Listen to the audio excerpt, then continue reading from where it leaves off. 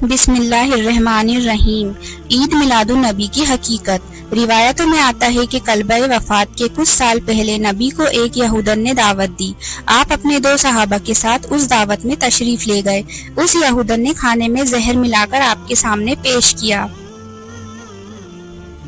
جسے کھا کر وہ 2 صحابی فوراً انتقال کر گئے اور آپ نے وہ لقمہ منہ میں لے کر چبا ہی لیا اور زہر کا اندیشہ ہونے پر تھوک دیا۔ روایتوں میں آتا ہے کہ آپ کو آخری وقت تک ہونے والے مرض کی تکلیف کا سبب یہی زہر تھا۔ آپ کے مرض میں کمی بیشی ہوتی رہتی تھی، خاص وفات کے دن 12ویں ربیع الاول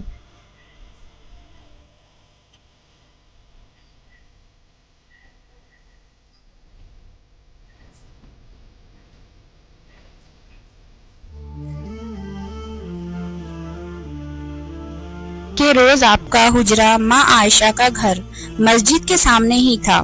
آپ نے پردہ اٹھا کر دیکھا تو لوگ نماز فجر پڑھ رہے تھے۔ یہ دیکھ کر خوشی سے آپ ہنس پڑے۔ لوگوں نے سمجھا کہ آپ مسجد میں آنا چاہتے ہیں۔ مارے خوشی کے تمام صحابہ بے قابو ہو گئے، مگر آپ نے اشارے سے روکا اور حجرے میں داخل ہو کر پردہ ڈال دیا۔ یہ سب سے آخری موقع تھا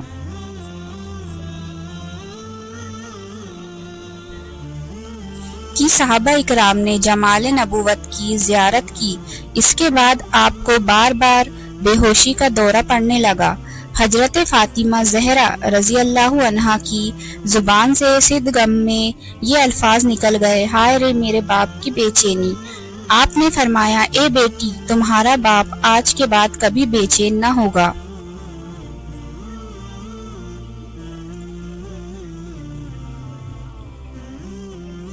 آپ کے زبان مبارک کے آخری الفاظ وفات سے تھوڑی دیر پہلے آپ کے سینہ مبارک میں سانس کی گھرگھراہٹ محسوس ہونے لگی۔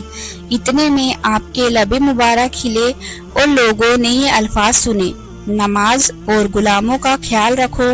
آپ کے پاس میں پانی کی ایک لگان تھی، اس میں بار بار ہاتھ ڈالتے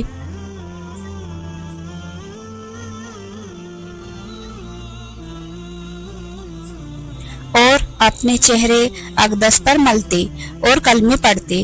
اپنی چادر مبارک کو کبھی منہ پر ڈالتے تو کبھی ہٹا دیتے۔ حضرت عائشہ رضی اللہ تعالیٰ آپ کے پاس کے سر مبارک کو سینے سے لگائے بیٹھی ہوئی تھی۔ اتنے میں آپ نے ہاتھ اٹھا کر انگلی سے اشارہ کیا اور 3 مرتبہ کلمہ پڑھا۔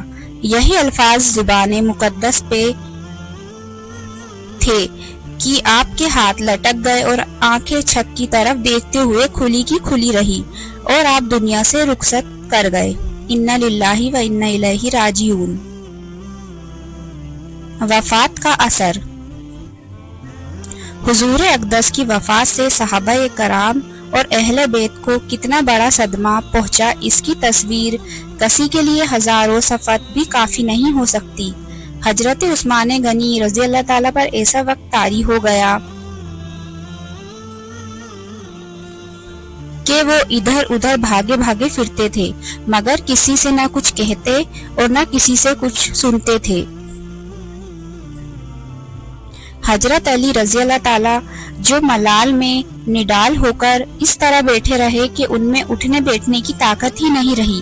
حضرت عبداللہ بن امیس رضی اللہ کے قلب پر ایسا دھکا لگا کہ وہ اس صدمے کو برداشت نہ کر سکے اور انہیں دل کا دورہ پڑ گیا۔ حضرت عمر رضی اللہ تعالیٰ اس قدر ہوش و حواس کھو بیٹھے کہ انہوں نے تلوار کھینچ لی اور ننگی تلوار لے کر مدینہ کی گلیوں میں ادھر ادھر گھومنے لگے اور یہ کہتے پھرتے کہ اگر کسی نے یہ کہا کہ میرے نبی کی وفات ہو گئی تو میں اسی تلوار سے اس کی گردن اڑا دوں گا۔ وفات رسول پر ابو بکر صدیق رضی اللہ تعالیٰ کا خطبہ۔ بخاری شریف کی روایت میں ہے کہ حضرت ابو بکر صدیق رضی اللہ تعالیٰ اپنے گھوڑے پر سوار ہو کر سوق سے آئے، جو کہ مسجد نبوی سے 1 میل کے فاصلے پر تھا،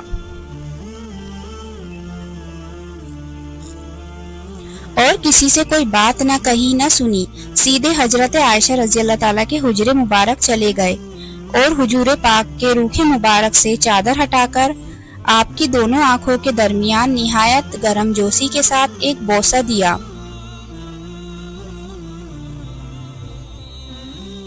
اس کے بعد حضرت عبداللہ بن عباس رضی اللہ تعالیٰ کہتے ہیں کہ حضرت ابو بکر رضی اللہ تعالیٰ یہ آیت تلاوت کی تو معلوم ہوتا ہے کہ گویا کوئی اس آیت کو جانتا ہی نہیں تھا۔ ان سے سن کر ہر شخص اسی آیت کو پڑھنے لگا۔ حضرت عمر رضی اللہ تعالیٰ کا بیان ہے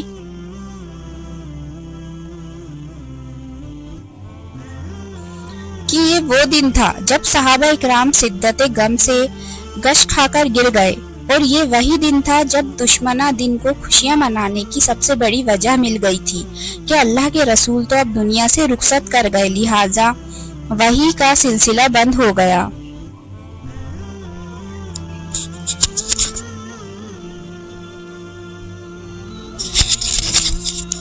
اور اب ہمارا نفاق بھی اب امت میں پوشیدہ رہے گا، جو جتنا ہو سکے اب امت کی صفوں میں داخل ہو کر امت میں انتشار پھیلایا جائے گا۔ یہی وہ منافق تھے جن کے لیے 12ویں ربیع الاول کو خوشیوں کا دن تھا، اور اللہ گواہ ہے کچھ ہی سالوں پہلے تک اس دن کو 12 وفات کے نام سے منایا جاتا تھا، لیکن جب امت میں شعور سمجھ آنے لگا تو نام بدل کر عید میلاد النبی رکھ لیا گیا۔ اللہ ہدایت دے ہم سب کو، اللہ رحم کرے۔ آج ہم کیا کر رہے ہیں؟ 12ویں ربیع الاول کو کس کی سنت پر عمل کر رہے ہیں؟ میرے عزیزو، تھوڑا سا غور فکر کرو۔ کیا صحابہ سے بڑھ کر بھی محبت رسول کا بھی دعوے دار ہو سکتا ہے کوئی؟ کیا صحابہ سے بڑھ کر بھی محبت رسول کا بھی دعوے دار ہو سکتا ہے کوئی؟ جب انہیں اس دن جشن منانے کا علم نہ ہوا تو ہماری کیا حیثیت؟ تھوڑا تو اندازہ لگائیے۔ یقیناً ولادت رسول کی خوشی ہر مومن کو ہے، لیکن ہماری خوشیاں سیاسی رنگ میں نہ رنگی ہو، اور نہ ہی ہماری خوشیاں غیر مسلمانوں پر فخر جتانے والی ہو۔